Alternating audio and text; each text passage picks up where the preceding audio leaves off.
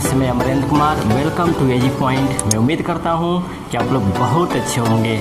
चलिए, आज का जो क्लास है वो ब्रिटिश शासन का भारतीय अर्थव्यवस्था पर प्रभाव, यानी इसके पहले भी मैंने ब्रिटिश शासन का भारतीय अर्थव्यवस्था पर प्रभाव के पार्ट 1 में पढ़ा चुका हूँ, जिसमें मैं ब्रिटिश उपनिवेशवाद के विभिन्न चरण, इसके बाद ब्रिटिश भू राजस्व नीतियाँ जैसे अस्थायी बंदोबस्त, रैयतवाड़ी बंदोबस्त और महालवाड़ी बंदोबस्त, इन सबके विषय में मैं पढ़ा चुका हूँ, है ना। और फिर मैं जो आज स्टार्ट कर रहा हूँ वह पार्ट 2 यानी ब्रिटिश शासन का भारतीय अर्थव्यवस्था पर प्रभाव का पार्ट 2 में स्टार्ट कर रहा हूँ, है ना। लेकिन इसको समझने से पहले पहले वाले वीडियो आप देख लेते हैं तो आसानी से आप समझ पाएंगे। चलिए, इसे भी हम एकदम आसानी से आपको पढ़ा रहे हैं और समझा रहे हैं। उम्मीद करूँगा कि ये भी आपको क्लास बहुत पसंद आएगा। तो चलिए, इसमें भी हम 3 पार्ट को पढ़ते हैं, है ना। ब्रिटिश शासन का भारतीय अर्थव्यवस्था के प्रभाव में 3 भागों को हम पढ़ते हैं। इनमें पहला है धन का निष्कासन। इसमें हम पहला पढ़ेंगे धन का निष्कासन। 2 नंबर पढ़ेंगे औद्योगिकरण। औद्योगिकरण।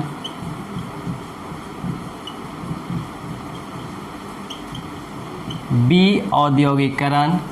और तीसरा नंबर हम पढ़ेंगे कृषि का वाणिज्यीकरण।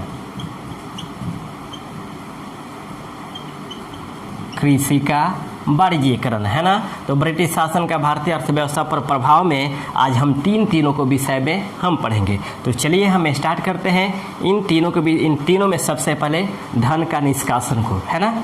तो चलिए स्टार्ट करते हैं। धन का निष्कासन, समझिएगा, धन के निष्कासन को ड्रेन ऑफ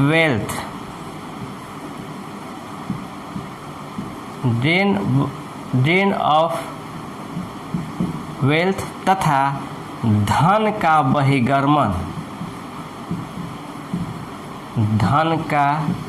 बहिर्गमन सिद्धांत के नाम से भी जाना जाता है ना। ड्रेन ऑफ वेल्थ और धन का निष्कासन सिद्धांत के नाम से भी जाना जाता है। चलिए, इसके विषय में हम स्वरूपों को जानते हैं। आखिर धन का निष्कासन सिद्धांत क्या था, है ना। चलिए, धन के निष्कासन सिद्धांत में कहा जाता है कि भारतीय उत्पादों का वह हिस्सा जो अंग्रेज यहाँ से लेकर के ब्रिटेन लेकर जाते थे और ब्रिटेन जाने के बाद उसके जाने से भारत का कोई लाभ नहीं होता था, उसी को धन का निष्कासन कहा जाता था। फिर समझिएगा, भारतीय उत्पाद का वह हिस्सा जो अंग्रेज यहाँ से अपने यहाँ यानी इंग्लैंड को लेकर जाते थे और उस ले जाने के बदले में भारत को कोई लाभ नहीं प्राप्त होता था, उसी को धन का निष्कासन कहा जाता है ना। अगर हम इसके थोड़ा बैक हिस्ट्री में जाएं तो मैंने पहले वाले क्लास में भी बताया था कि 1757 के बाद, जब 1757 में प्लासी का युद्ध हुआ, तो प्लासी के युद्ध के बाद उस समृद्ध बंगाल में ब्रिटिश शासन ने अपना एक अधिकार स्थापित किया और वहीं पे ब्रिटिश शासन अपना एक अधिकार स्थापित करने के बाद बंगाल, बिहार एवं उड़ीसा की दीवानी प्राप्त की, साथ ही द्वैध शासन लागू किया और वहीं से भारत से धन का निष्कासन प्रारंभ हो जाता है ना। और 1947 तक अंग्रेजों ने विभिन्न चरणों के माध्यम से समय समय अनुसार अपने अलग अलग प्रोपेगेंडाओं के माध्यम से, अलग अलग चरणों के माध्यम से, यानी 1757 से लेकर के 1947 तक धन का निष्कासन किया। लेकिन आगे कहा जाता है कि जैसे ही राष्ट्रीय चेतना का विकास होता है तभी अधिकार अपने मालूम होते हैं। अंग्रेजों द्वारा धन के निष्कासन सिद्धांत का जो सबसे प्रबल और सबसे प्रखर विरोधी हुए वह थे दादा भाई नौरोजी ने, है ना। सबसे पहले अंग्रेजों द्वारा जो धन का निष्कासन किया जा रहा था, उनका सबसे पहले जो विरोध किया वह दादा भाई नौरोजी ने किया था। दादा भाई नौरोजी ने अपने ब्रिटिश ईस्ट इंडिया एसोसिएशन की बैठक में, ब्रिटिश ईस्ट इंडिया एसोसिएशन की बैठक में, ईस्ट इंडिया एसोसिएशन की बैठक में सर्वप्रथम इन्होंने England debts to India, England debts to India नामक लेख के माध्यम से धन के निष्कासन सिद्धांत का उल्लेख किया था। फिर समझिएगा, सबसे पहले धन के निष्कासन सिद्धांत का जो विरोध किया था वह दादा भाई नौरोजी ने किया था और इन्होंने अपने ईस्ट इंडिया एसोसिएशन की बैठक में इंग्लैंड डेब्ट्स टू इंडिया नामक एक लेख के माध्यम से सबसे पहले धन का निष्कासन सिद्धांत का विरोध किया और धन के निष्कासन सिद्धांत का इन्होंने जो विस्तृत वर्णन की, धन के निष्कासन सिद्धांत का जिन्होंने विस्तृत वर्णन की वह आपको poverty and British rule in India नामक प्रसिद्ध पुस्तक में किया था, है ना। इन्होंने धन के निष्कासन सिद्धांत का जो विस्तृत व्याख्या किया था वह पॉवर्टी एंड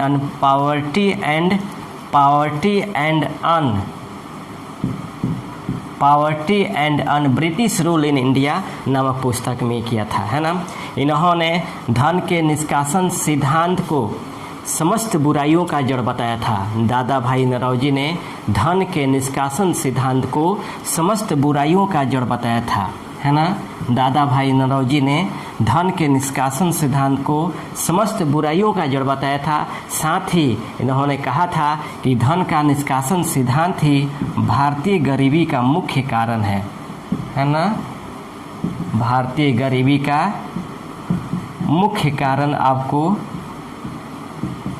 भारतीय गरीबी का मुख्य कारण धन के निष्कासन सिद्धांत को ही बताया था। साथ ही इसे अनिष्टों का अनिष्ट, साथ ही ने अनिष्टों का अनिष्ट यानी एविल्स ऑफ एविल की संज्ञा दी थी, है ना। इन्होंने भारतीय गरीबी का मुख्य कारण धन का निष्कासन को बताया, साथ ही इसे अनिष्टों का अनिष्ट अर्थात एविल्स ऑफ एविल की संज्ञा दी थी, है ना। दादा भाई नौरोजी को याद रखिएगा, दादा भाई नौरोजी को the grand old man of India के नाम से भी जाना जाता है। दादा भाई नौरोजी को the grand old man of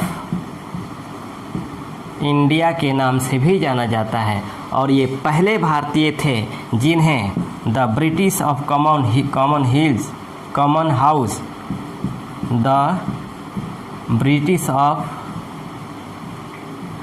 common house में मेंबर चुना गया था। यानी ये प्रथम भारतीय थे जिन्हें the British of common house में मेंबर चुना गया था, यानी इन्हें भारत का प्रथम एमपी चुना गया था। इन्हें भारत का प्रथम एमपी चुना गया था। और याद रखिएगा, ये एमपी जो अब चुने गए थे वो 1892 से 1895 के बीच में चुने गए थे, है ना। 1892 से 1895 के विषय में बीच चुने गए थे। फिर समझिएगा, भारत में धन का निष्कासन सिद्धांत का जो सर्वप्रथम विरोध किया वह दादा भाई नौरोजी ने किया था। इन्होंने ईस्ट इंडिया एसोसिएशन की बैठक में अपने प्रसिद्ध लेख इंग्लैंड डेब्ट्स टू इंडिया के माध्यम से धन का निष्कासन सिद्धांत का उल्लेख किया था और इसका जो विस्तृत वर्णन किया था अपने पुस्तक poverty and un British rule in India में किया था। दादा भाई नौरोजी ने ही धन के निष्कासन सिद्धांत को समस्त बुराइयों का जड़ माना। साथ ही धन के निष्कासन सिद्धांत को इन्होंने भारतीय गरीबी का मुख्य कारण माना था और धन के निष्कासन सिद्धांत को इन्होंने अनिष्टों का अनिष्ट अर्थात एविल्स ऑफ एविल की संज्ञा दी थी। याद रखिएगा, दादा भाई नौरोजी को the grand old man of India के नाम से जाना जाता है और ये प्रथम भारतीय थे जो the British of common house में चुने गए थे, यानी भारत के प्रथम सांसद बनने वाले व्यक्ति थे जिनका काल था 1892 से 1895। इसके बाद धन के निष्कासन सिद्धांत का एक और अर्थशास्त्री, एक और विद्वान उल्लेख करते हैं जिनका नाम होता है आरसी दत्त, यानी रमेश चंद्र दत्त। इन्होंने भी अपने पुस्तक the economic history of India, the economic history of India के माध्यम से धन का निष्कासन सिद्धांत का उल्लेख किया था।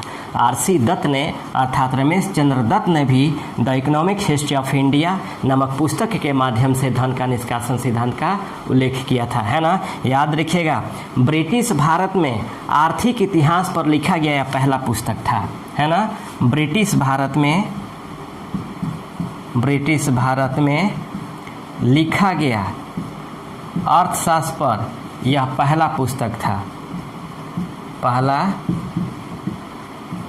है ना। ब्रिटिश भारत में अर्थशास्त्र पे यह लिखा गया पहला पुस्तक था। कौन सा? The economic history of India. किसके द्वारा? रमेश चंद्र दत्त द्वारा, है ना। मैं और एक टॉपिक छोड़ दिया था, याद रखिएगा। भारत में सबसे पहले प्रति व्यक्ति आय का आकलन 1867 तथा 1868 के दौरान प्रति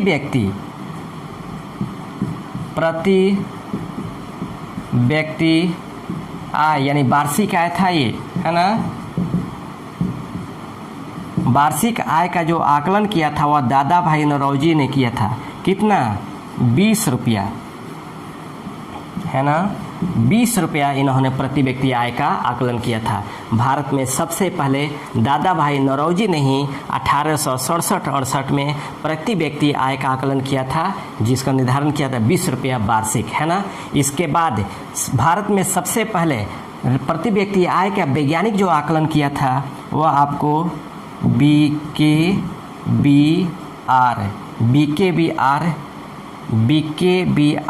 राव ने, है ना। BKBR राव ने भारत में सबसे पहले BKBRB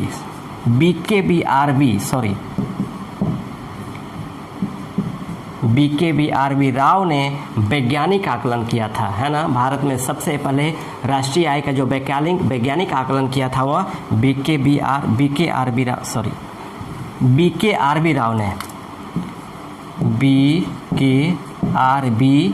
राव ने, है ना। भारत में सबसे पहले राष्ट्रीय आय का वैज्ञानिक आकलन किया था। ठीक, उसके बाद मैं आरसी दत्त के बारे में बताया है कि दादा भाई नौरोजी के बाद इन्होंने the economic history of India के माध्यम से भारत में राष्ट्रीय धन का निष्कासन सिद्धांत का उल्लेख किया। इसके बाद आगे चलकर कांग्रेस ने अपने 1896 के कलकत्ता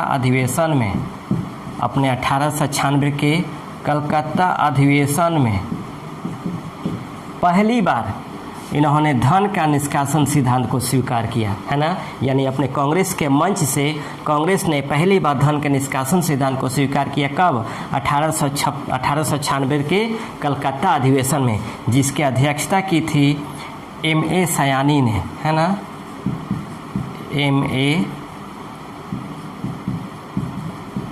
M.A.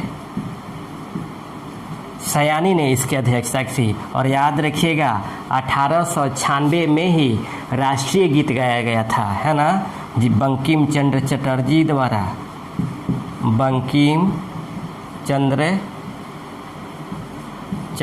द्वारा लिखित राष्ट्रीय गीत को 1896 के कलकत्ता अधिवेशन में गाया गया था। तो ये हमारा धन का निष्कासन है ना। अब हम बात करते हैं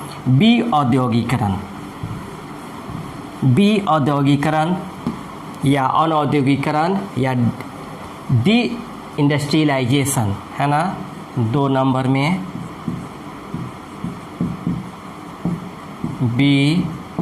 औद्योगिकरण या बी औद्योगिकरण, इसे कहा जाता है डी इंडस्ट्रियलाइजेशन,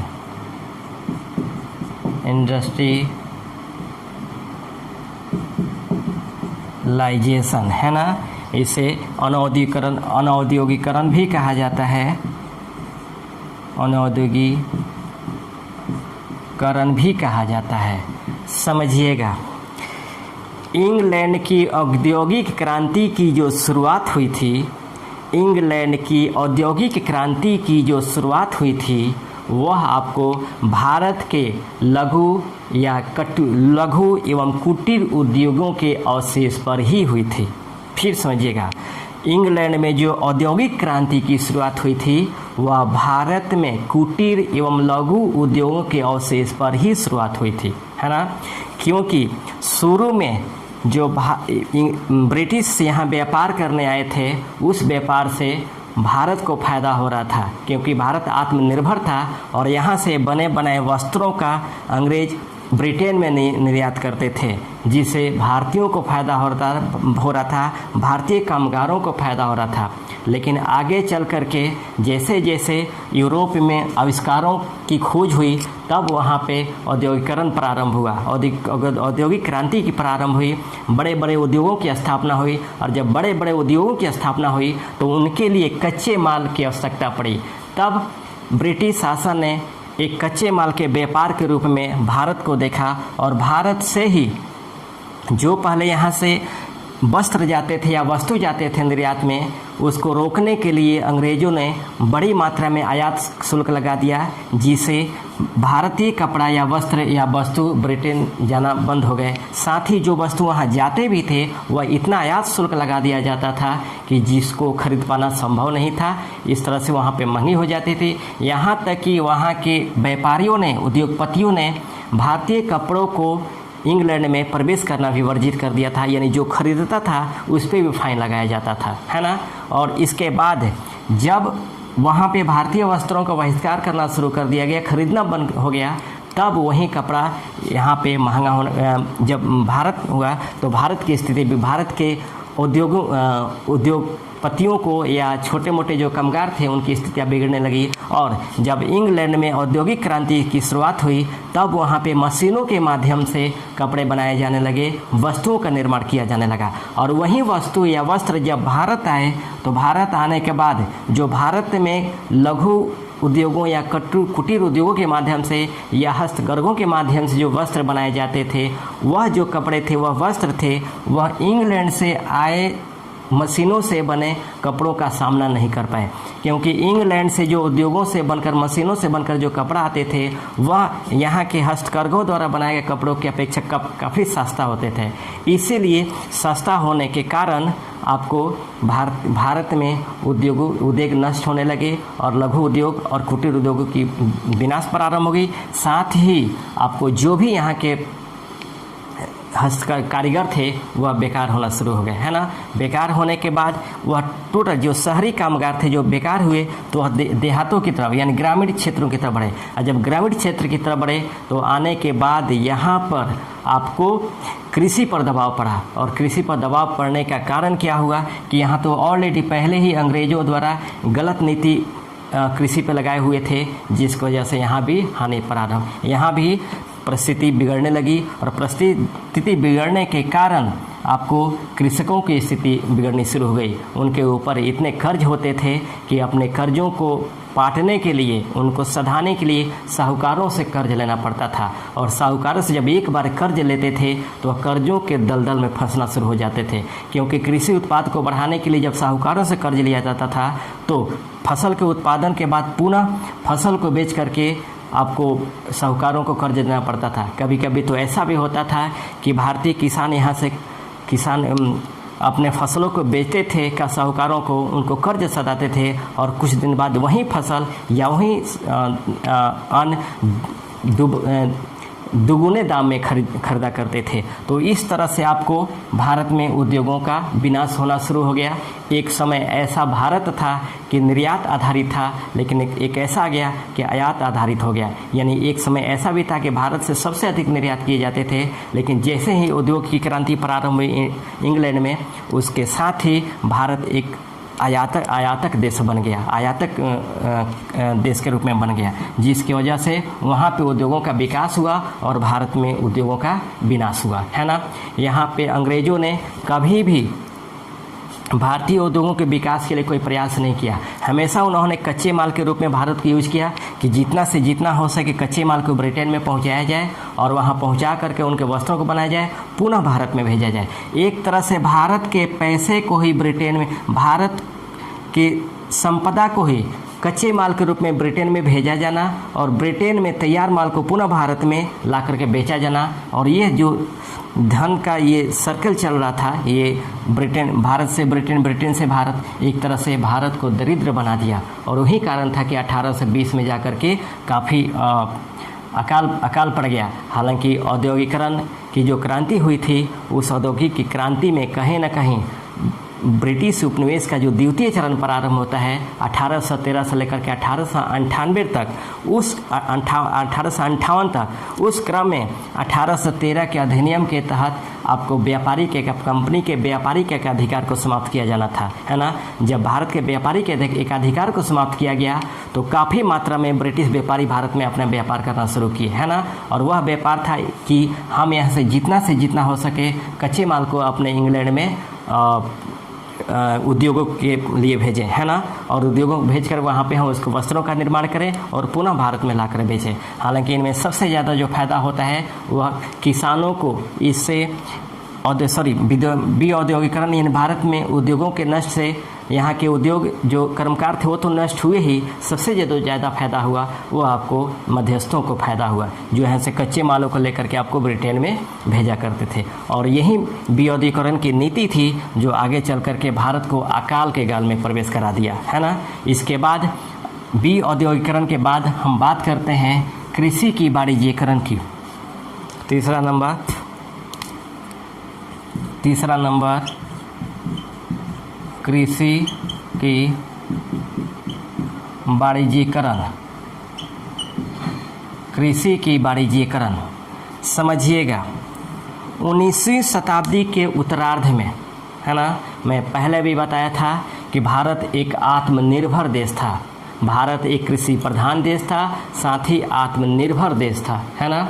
यहाँ पे जब इंग्लैंड में औद्योगिक क्रांति की प्रारंभ हुई और मुक्त व्यापार का अधिकार दिया गया अंग्रेज़ों को, तो भारत में आने के बाद अंग्रेज़ों ने भारत में उसी फसलों को उत्पादन पे ज़्यादा जोर दिया गया जिसको इंग्लैंड में भेजा जा सके या जिसे अधिक से अधिक मात्रा में धन को कमाया जा सकता है, पैसे को निकाला जा सके। इसी क्रम में यहाँ जो, हालांकि यहाँ जो भारत एक कृषि प्रधान देश था, वह केवल अपने उपभोगों के लिए था, न कि राजनीतिक उद्देश्यों के लिए या व्यापारिक प्रयत्नों के लिए। केवल अपने उद्देश्यों की पूर्ति के लिए ही भारत आत्मनिर्भर था कृषि के मामले में। लेकिन जब भारत में ब्रिटिश उपनिवेश की स्थापना होती है, साथ ही इंग्लैंड में जब औद्योगिक क्रांति की प्रारंभ होती है और इसी क्रम में जब व्यापारी का अधिकार समाप्त किया जाता है 1813 और 1833 का अधिनियम में, और ब्रिटिश व्यापारियों को भारत जब व्यापार करने का अधिकार मिलता है, तो भारत में आकर इन किसानों को कर्ज देते हैं जिनसे कृषि का उत्पादन किया जा सके। और इसी क्रम में आपको कृषि का वाणिज्यीकरण होता है। कृषि का वाणिज्यीकरण में कहने का मतलब हुआ कि यहाँ पे उसी फसलों को उत्पादन पे ज़्यादा जोर दिया गया जिसे नकदी प्राप्त किया जा सके। उन कृषि के नकदी फसलों में अगर हम देखें तो आपको चाय, कॉफ़ी,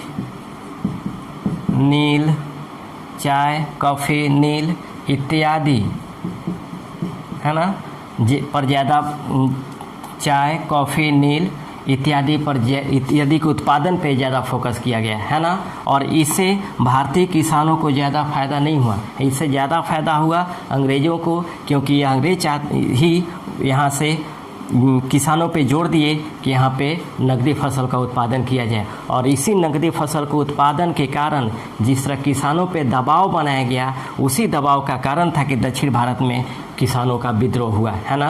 1857 के क्रांति के बाद जो पहला किसानों का विद्रोह होता है वह पश्चिम बंगाल के पबना में, और दक्षिण भारत में जो विद्रोह होता है वह कहीं ना कहीं अंग्रेज़ों द्वारा किसानों पे दबाव के कारण ही होता है। हालांकि कृषकों के लिए कृषि का वाणिज्यिकीकरण एक तरह से मजबूरी थी, उनका शौक़ नहीं था, क्योंकि कृषकों द्वारा जो नकदी फसलों को उत्पादन किया जाता था उस नकदी फसलों से फ़ायदा किसानों को नहीं होता था बल्कि अंग्रेज़ों को ही होता था, क्योंकि ददनी प्रथा के तहत पहले से ही वो किसानों को ऋण दे देते थे और इसी ऋण के बदले इन्हें यह खेती करनी पड़ती थी जो उनके साथ मजबूरी थी। और एक समय ऐसा इसके साथ भी आता है कि आपको विद्रोह प्रारंभ होता है। एक तरह से हम देखें, अगर हम ब्रिटिश शासन के अर्थव्यवस्थाओं के प्रभाव में अगर देखें तो 1757 से लेकर 1947 तक जिस तरह अंग्रेज़ों ने विभिन्न चरणों के माध्यम से, चाहे वो भारत में ब्रिटिश बुराजस्व नीतियाँ हों, चाहे भारत में धन का निष्कासन हो, या विऔद्योगिकरण हो,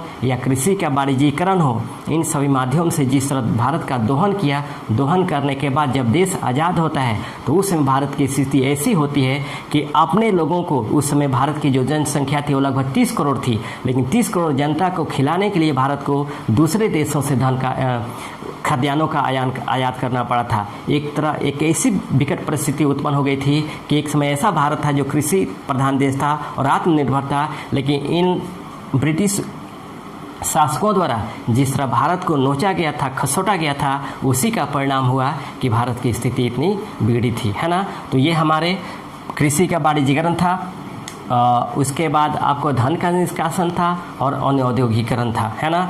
यानी ये 2 पार्ट में मैंने कंप्लीट किया। मैं उम्मीद करता हूँ ये क्लास आप लोग को पसंद आया होगा।